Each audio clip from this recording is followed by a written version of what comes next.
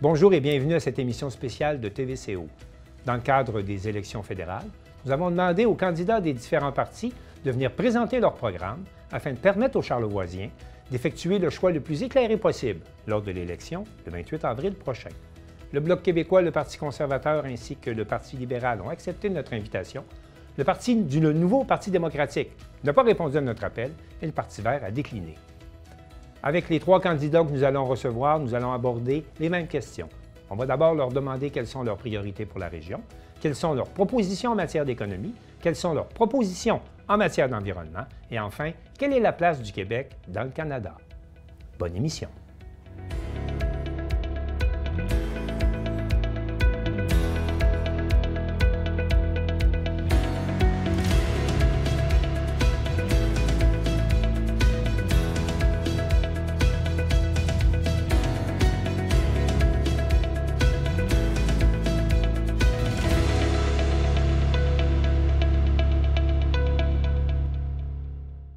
J'accueille maintenant Gabriel Hardy, candidat du Parti conservateur du Canada. Monsieur Hardy, bonjour. Bonjour. Bienvenue à TVCO. Ça me fait plaisir d'être ici. Merci de l'invitation. On vous connaît peu dans Charlevoix. Est-ce que vous pourriez vous présenter? Oui, écoutez, je suis un kinésiologue de formation issu du département de médecine de l'Université Laval. Je suis aussi un entrepreneur, donc je suis propriétaire d'un gym.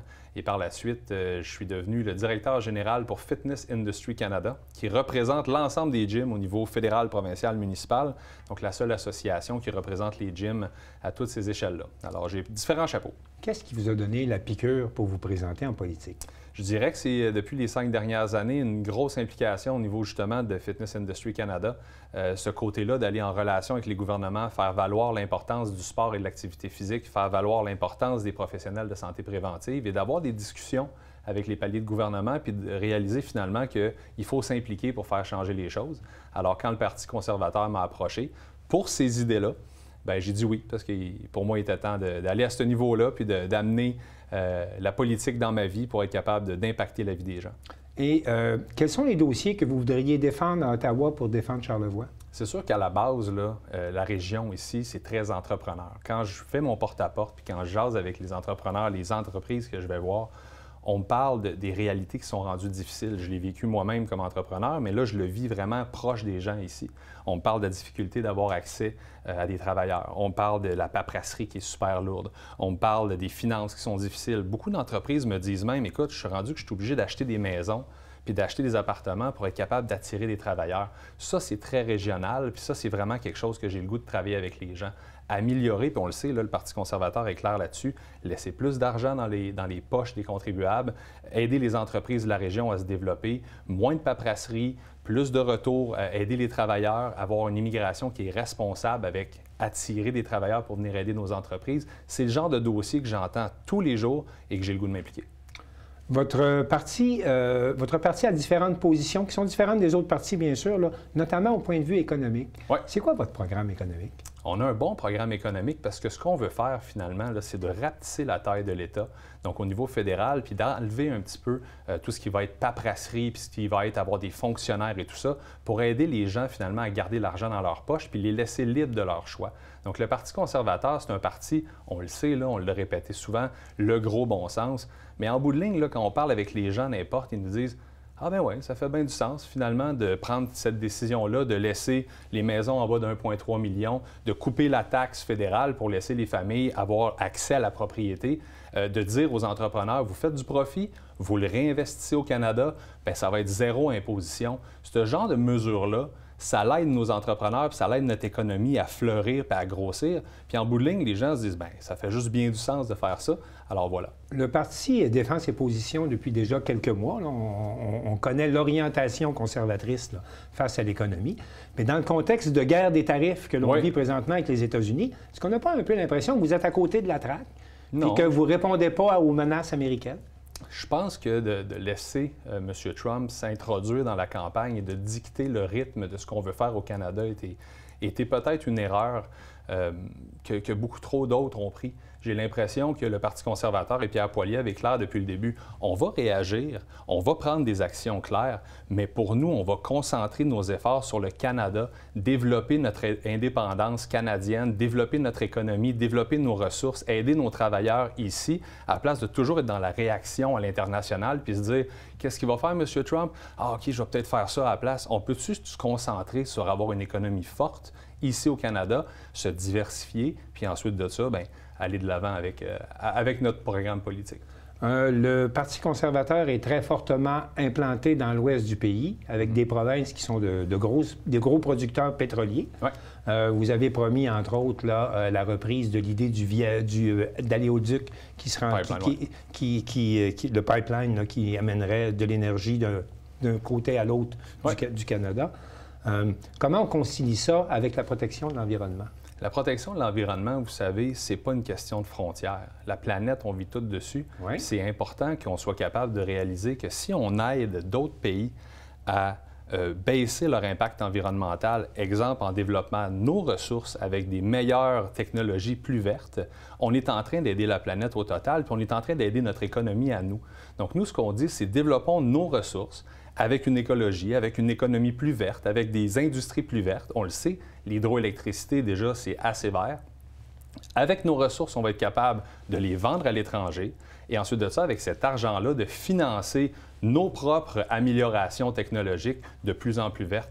Tu sais, moi, je trouve que l'idéologie, à un moment donné, puis de l'imposer aux gens est une erreur.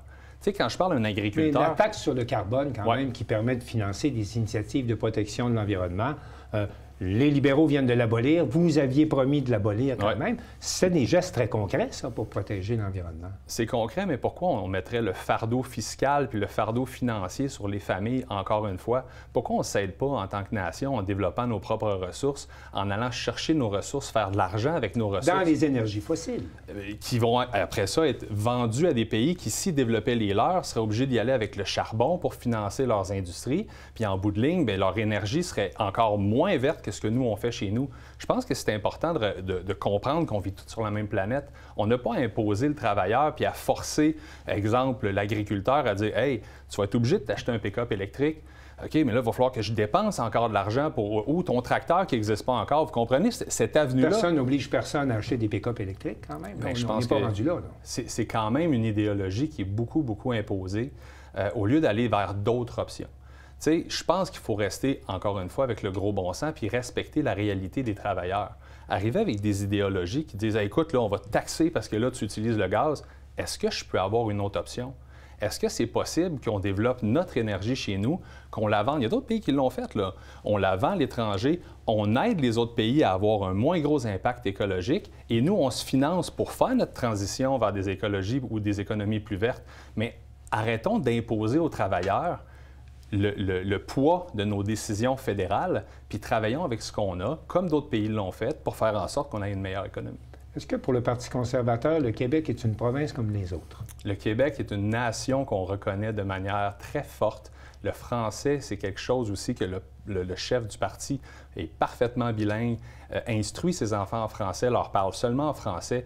Donc, la reconnaissance de l'indépendance des provinces ou d'un fédéralisme responsable est au cœur du Parti conservateur. On veut moins d'imposition du fédéral. On veut des meilleurs contrôles, puis tout ce qui est de compétences provinciales reste les compétences. On veut un respect de chacune des provinces, mais on veut aussi une belle reconnaissance du français et de la nation québécoise. Et pourtant, vous promettez d'abolir, entre autres, là, ou de diminuer fortement les budgets de Radio-Canada qui permettent d'avoir une présence francophone partout au pays. Est-ce que c'est pas un peu contradictoire? Radio-Canada était clair dans le parti qu'on ne coupera pas les fonds à Radio-Canada francophone. Ce qui se passe, c'est qu'avec Radio-Canada, 30 de codes d'écoute sont importantes. Donc là, tu dis, Radio-Canada français, les gens l'écoutent. Quand on s'en va au niveau anglais, c'est 2 à 3 Donc pourquoi on financerait, avec l'argent des taxes et des impôts, un média que les gens n'écoutent plus en anglais? C'est ça que le Parti conservateur il dit. Il dit, écoutez, ça fait aucun sens de financer à gros coûts d'argent public quelque chose que les gens n'écoutent pas.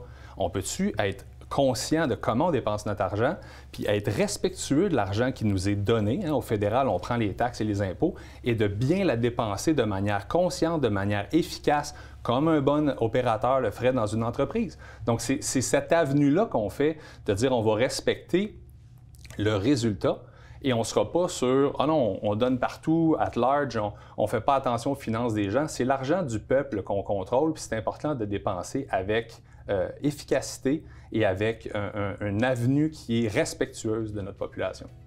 Gabriel Hardy, merci d'être venu répondre à nos questions. Ça fait plaisir. Et bonne campagne. Merci beaucoup.